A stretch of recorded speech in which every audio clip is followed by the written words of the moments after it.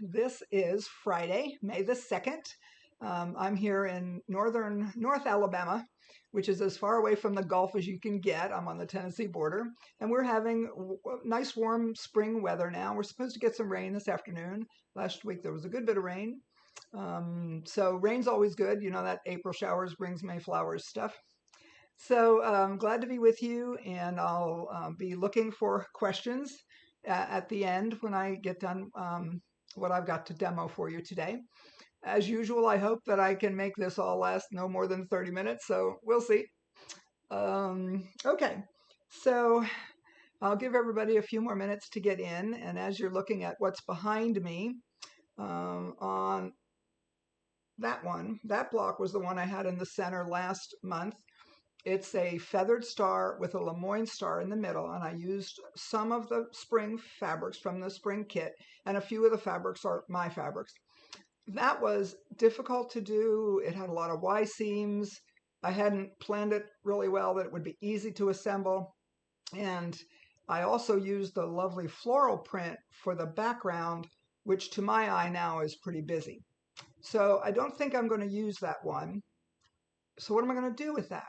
Well, we might have to have a giveaway for that later in the year. If there's somebody who thinks that would make a beautiful center for their spring quilt, get in touch with me. Now, the other one is that one. That's the one I did here in the last week or so. That's a Lone Star. It's from the pattern Oh My Stars that I'm going to be teaching. I'll teach it locally here the end of June, and I'm teaching it at Empty Spools seminars next May, end of April and May. So I'm doing some practice on it, and I like it much better. I chose a different background fabric, one of the kit fabrics, and I think it's a better fit for in there. That ends up being about a 16¼ inch block, and it fits with a border around it. So I'm thinking that that's what I'm going to go with. So anyway, that's just what you're looking at there. It is not the pattern. I'm not going to give you the pattern. That's a whole nother pattern. But if you have Electric Quilt EQ8, I will be able to tell you what the pattern number is. It's a very common Lone Star, and it's just a matter of getting it in the size that you need it to be. Anyway, so that's what you're looking at there as you see the things on my wall behind me. Okay, as always, I urge you to watch Lynn's video as well as read my blog. Lynn's video is just a little under 8 minutes. I got to see it for the first time the other day. And she does some things differently from how I do them. First, she does starch her fabrics pretty heavily. And you can see when she's holding the block in her hand, and we're making these adorable little basket blocks this month. They're just so cute. When she's got hers in her hand, there's no flop at all. Hers is really flat. And she also presses most of her seams open. And she mentions that in the video, why she likes to do it that way. And I typically don't do it that way. So as I often say, it's your quilt, you get to decide. But it does help to try both ways so you can see which you prefer. And then my blog, which came out yesterday, the things I'm going to tell you today are demonstrated again. I'm a woman of many words, so there's a lot of descriptions and words, and all the things that I'm going to demo, you can see pictures of and everything that's right there. So that's helpful for you. And that comes out each month. I do a blog for the particular instructions for the month of Laurel Ridge. Okay, great little block. All right, so let's switch to the document camera and get right to this. Okay, so here's our cute little block that we're going to be making. As always, the finished size is 5 inches. And so, and as she mentions, Lynn mentions in her video, when we're making these in the way that she makes them, which is 8 at a time, you don't know what you're going to get in the middle. You get whatever you get in the middle. It's not a chance to fussy cut and put something very specific in the middle. What you get is what you get. And from 6 feet away, that'll be perfectly fine. So, okay. So here's the things that I want to talk to you about in making this great little block. The first thing is that what did I do differently? As usual, I have some little cutting changes. I always round up. So on the instructions for piece D, which is from background fabric, and it's the pieces that it's going to make these bottom squares down here. the size that it called for to these little guys. Okay. The size that it told you to cut these was 2 7/8. I always round up. I cut these 3 inches. That I just always do that. So that was a change that I made. The same thing happens with these the feet of the basket. When you look at this basket, the little blue triangles here are the feet. And that was a small measurement. I think it is, I decided to have a pattern nearby. Yep, 1 7/8, and I upped that to 2. Now what's going to happen though, because I've made this slightly larger, is I'm going to have to trim the bottom edge before I can add this triangle to it. I'm going to show you that in just a few minutes. And it's, as I said, it's also in my blog. And then Lynn's method of making half square triangles is to make 8 at a time. Well, for the basket blocks, we have 20 basket blocks, which means you need 20 centers. But with her method of making 8 at a time, we're going to make 24.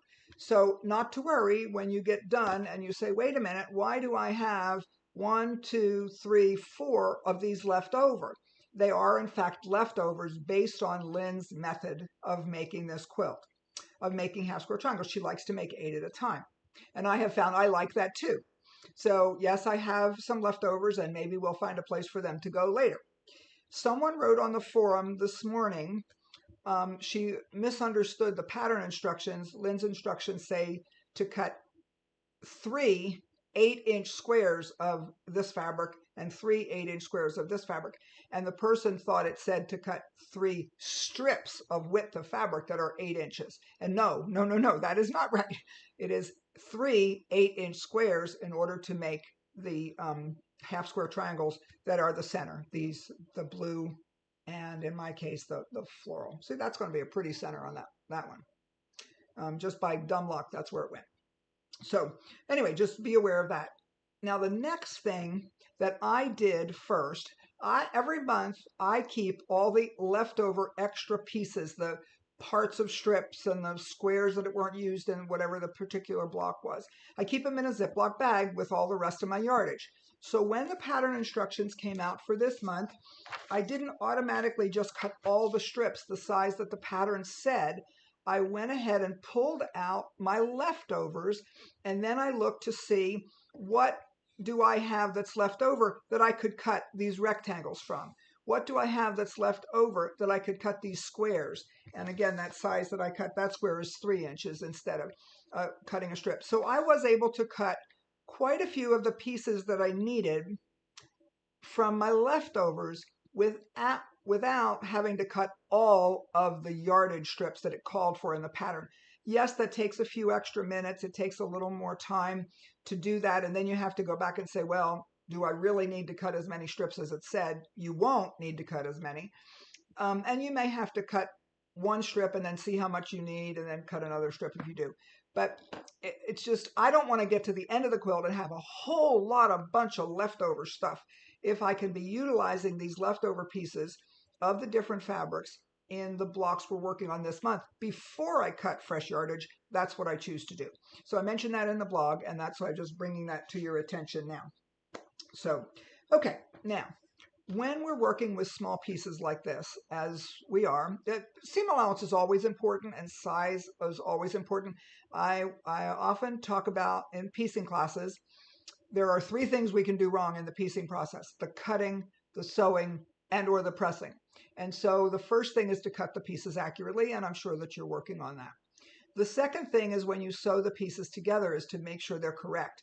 With small pieces like this, there is not a lot of room for error. So this is a unit right here that it involves 3 half square triangles, 1, 2, 3, and a solid square. Then on the side, I've got the 3 that go down. Make sure you orient them correctly, by the way. It's really easy to get these turned around when you're just piecing them at your sewing machine. You want these 3 going this way and these 3 going this way. All right. What I have found that I need to do for myself, because I know that I tend to have a skimpy seam allowance, is when I sew this to this, these 2 pieces together, and this to this, these 2 pieces together, these are then pairs, I check them. I press them and I go and check them with my ruler. I call it trust but verify, or ruler check my work. These, you always use the finish size to determine what should this unit actually measure when you get the pieces sewn together. So 1 inch finished and 1 inch finished is 2 inches finished. 1/4 inch seam allowance here, 1/4 inch seam allowance on this piece means that this pair should be 2.5. 1.5 high by 2.5 wide. Same thing with this. This is a 1 inch finished and a 1 inch finished. That's 2 plus a half is 2.5. If it is not the right size now, it will not miraculously become the right size when you do the next thing. It's only going to have everything else be off. Same thing with this. Sewing this to this, I check myself. Is it 2.5? If it is, great. If it isn't, I can fix it easily now. The problem is almost certainly, in my case, the seam allowance. So if it was slightly too wide, and think about that. If I'm off by a 1/16 of an inch, that's really an 1/8 of an inch because I've got a 1/16 on this piece and a 1/16 on this piece.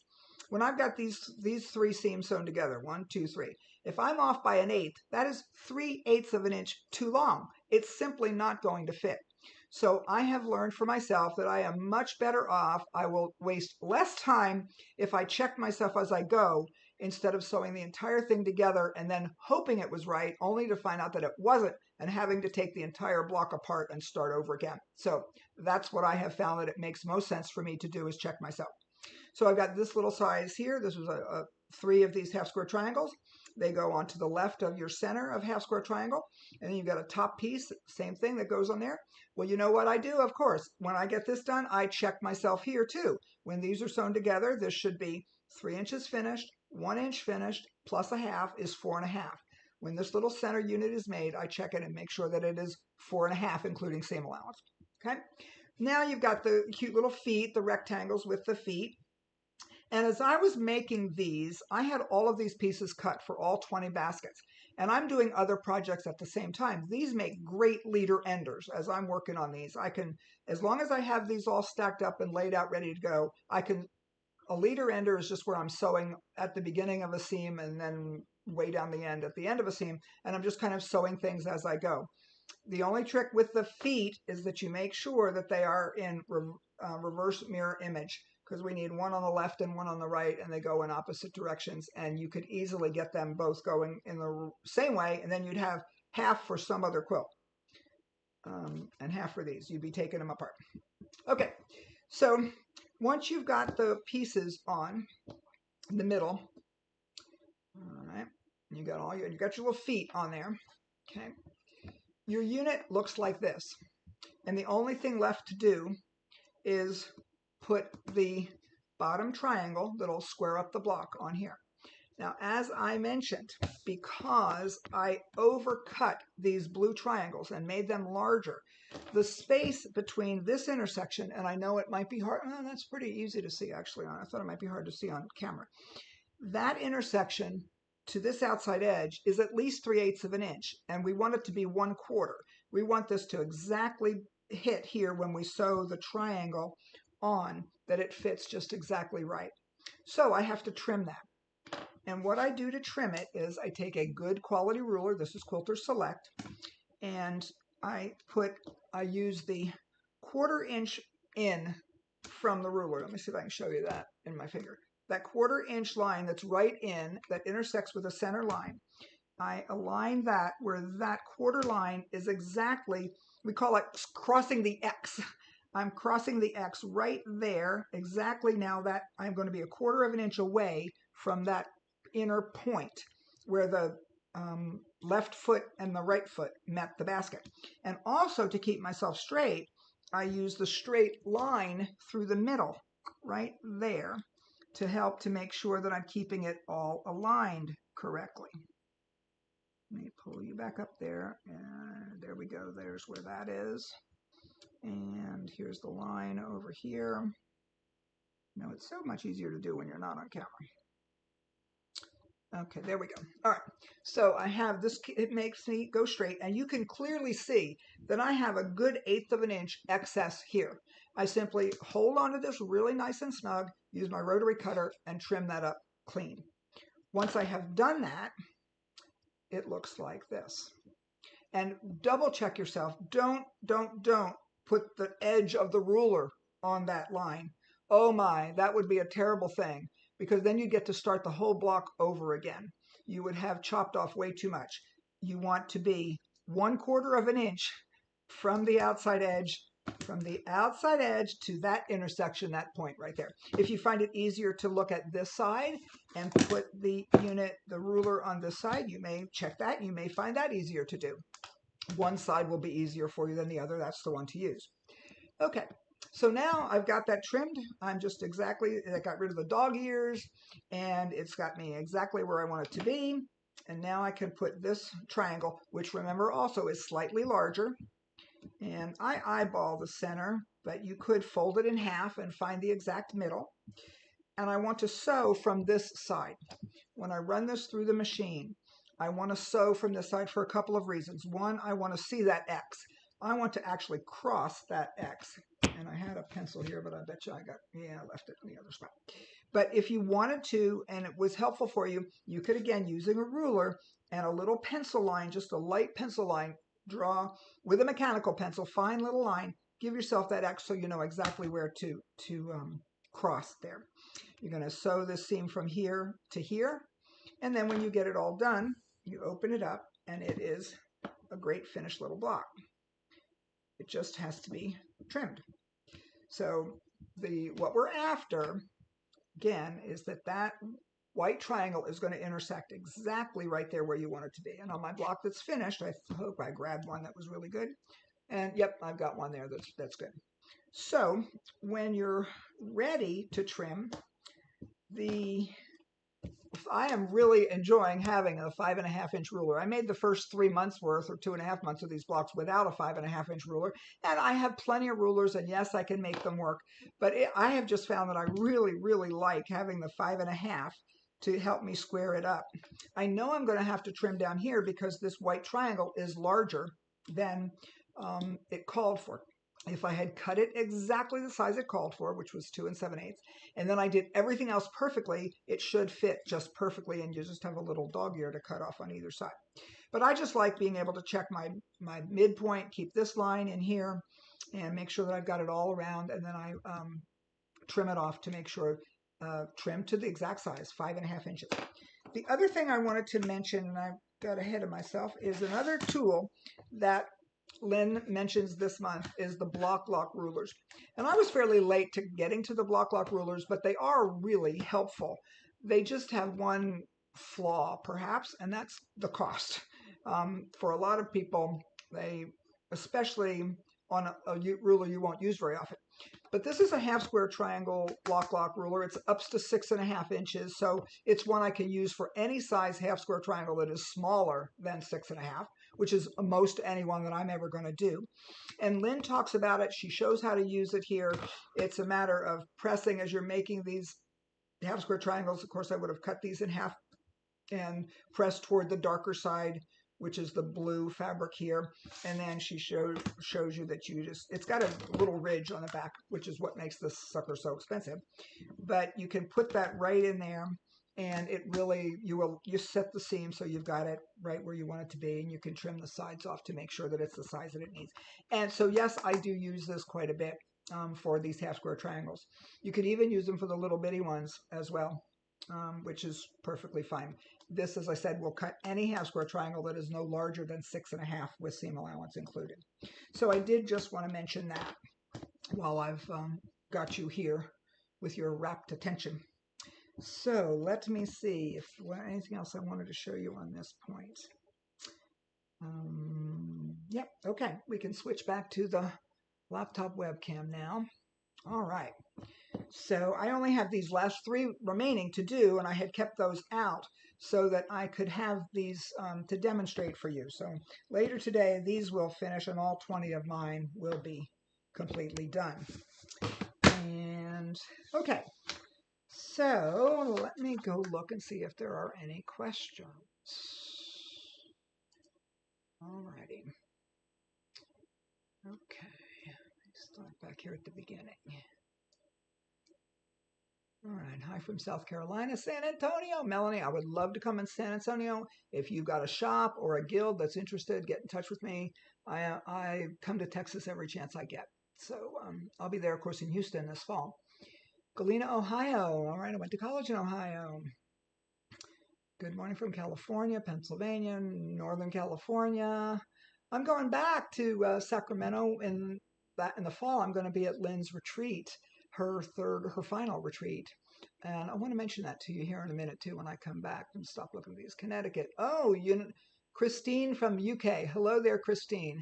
Glad you're with us today. Another one, Nikki from Bromsgrove in the UK, where it has been warm. Ontario, California. Lancaster, Ohio, Florida. There's my girl, Terry. Hey, Terry, Southwest Florida. I met Terry when I went and taught at her guild, and we just became good buddies. And Cape Town, South Africa, Fiona, welcome. Welcome, welcome. I'm always happy for everybody to be here. And when someone's from really far away, I just get very excited. Cool, okay. Yep, and Lucy mentions the Deb Tucker Flying Geese ruler works really great, and we did recommend that for people that just couldn't get that unusual size block lock ruler, and so we do have those in the store. Okay, good. Melanie says that I have helped her and the block of the month to really improve her accuracy, which is great. We all want a quilt that looks as good as we can make it, and whatever our level of has to be perfect is. You get to decide how perfect it has to be. Antioch, California, Roanoke, Virginia. Angela asked where can she find the block of the month? And John has already posted answers about that. It's on thequiltshow.com, which you are become a member of for $49 for the year. Best money you'll spend because this block of the month is free. And after December 31st, it won't be free anymore. You can buy it from the designer for a great deal more money than that. Hey, Lynn. Lynn's here too, our designer. I'm always glad to see Lynn in there as well. So, and Diane says she's going to be at the August retreat and she's going to try and stop by and say hello to me. Well, great. I would love that. That would be super. York, Pennsylvania. That was right. I grew up in Philadelphia. Know that area well, Barbara. All right. So I don't see any more for right now. I'm going to go back to the laptop webcam for me. I always check questions on the forum quite a bit. I check questions on YouTube. I answer throughout the month as questions come up, so don't hesitate to ask. If you have a question, someone else may very well have it too. Everyone, like pattern writers, they know what they mean, but maybe it's not always clear to everybody else, so we try to make sure that that you can understand what it is that we're asking you to do and how best to do it. There's different ways to do some. The one person thought, the one who wrote on the forum today, that she, instead of making 8 at a time, she just preferred to make just 2 at a time. And that's perfectly fine. If that's the method that works best for her, great. I always encourage you to try whatever the pattern instructions are, or if you're in a class, do what the instructor suggests and asks you to do before you say, no, that won't work for me. Try it and see. You know, what's that? Remember that old commercial, try it, Mikey? You might like it. It's just a matter of figuring it out, what works best for you. So that's just kind of there's lots of different ways to make half square triangles. I often make them, if I only need a few of them, with a half square triangle ruler, and I'm cutting the strips even smaller. They only have to be a ½ an inch larger than the finished size to use the half square triangle ruler. So, but when you need a whole bunch of them, this making 8 at a time I have found is really pretty clever and easy to remember the math. Most of us know our quilters math for squares and triangles, but to make 8 at once, it's real easy. So, and Lynn's got great instructions and she walks you right through that. So watch her video too. Okay, next month we get back to the applique. It'll be the large applique blocks. They are 5 inches by 7.5 inches finished, and they've got a sprig of flowers and leaves and all that kind of stuff. So you're going to enjoy working those. If you're doing them by hand applique, that'll be a great travel project for the summer if you happen to be going on little trips, places that you could take it.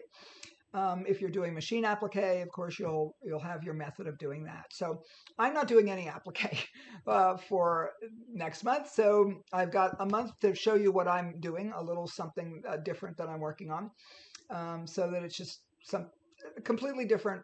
It's my quilt. I get to decide. So, but that's what's coming up for next month.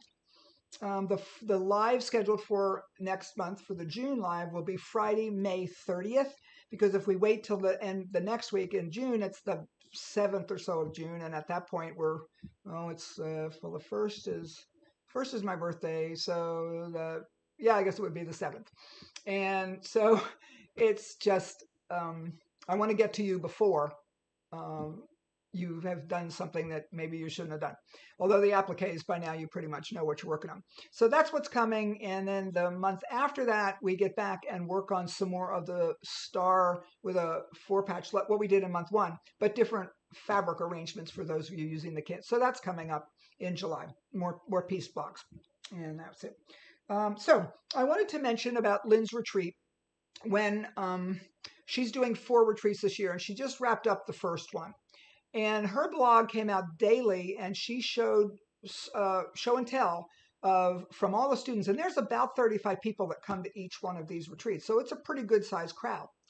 And wonderful quilts. Oh my gosh, they're just really, really great quilts to see. So you can find her blog quite easily. Either search by her name or the name of her company, which is Sown Wild Oaks, SownWildOaks.com. And you can find her blog and look at those pictures, which is really great.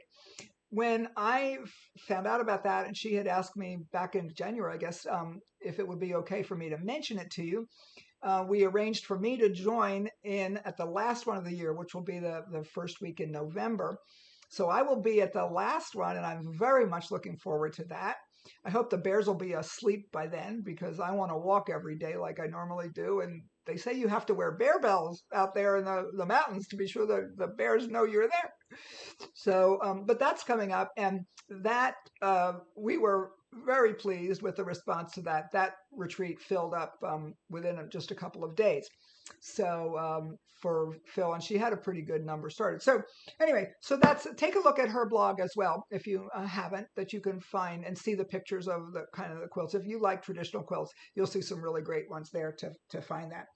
The other thing that's happened for me last Saturday is Empty Spools seminars at Asilomar Conference Center, which is a wonderful place, and it's at a wonderful event.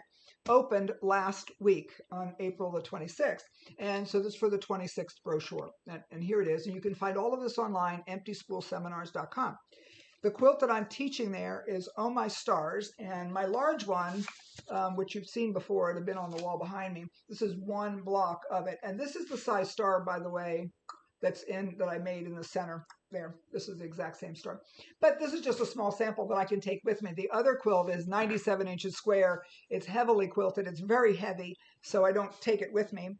And it is currently in a local quilt shop, because I'll be teaching the class there in a 2-day class at the end of June. And that class is just about full right now.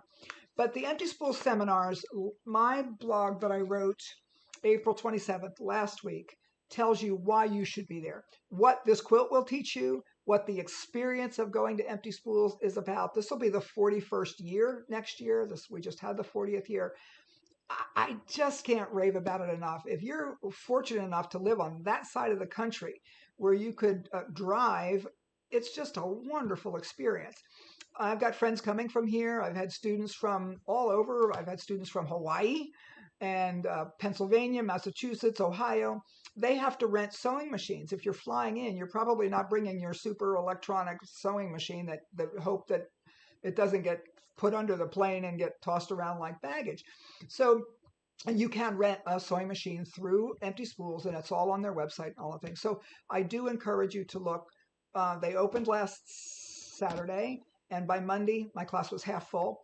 I'm really hoping that we'll have a nice full class, because more students make so much more learning experience. That's a great quilt, and we get to spend 5 days together making it. So I encourage you to take a look at that. If you have any possibility of making that kind of a trip, it's such a magical place. I love it. It's really great. So, okay, let me check my script where I had it, see if there was everything I intended to say. We're right at the 12:30 mark. Yay, yay, yay. Yes, okie dokie. That is super. I'm going to take one more quick look to see if anybody has put some new questions up that oh, good. I knew John would do it. He put Lynn's a link there to the quilt behind me on the right. I think she's talking about that one, the Feathered Star. That one came out of Electric Quilt, and I'll have to tell you the Brackman number. It's in the Barbara Brackman Pieced Blocks book, and I have that, and I have Block Base in my computer, so I printed the patterns from it. Um, Sonia Huns, who asked this question, shoot me an email and I'll send you the information on what the name and number of that block is. If you have access to Blockbase, you could find it and make your own. Maria's from Portugal. I love that. John put up the link to Lynn Wilder's blog, so that's really great and helpful too. So, okay. Good. Let me go back here. And super. Timing was great. We got it here at a half an hour. I will look on the forum for your questions, YouTube as well, that kind of thing. Until next time.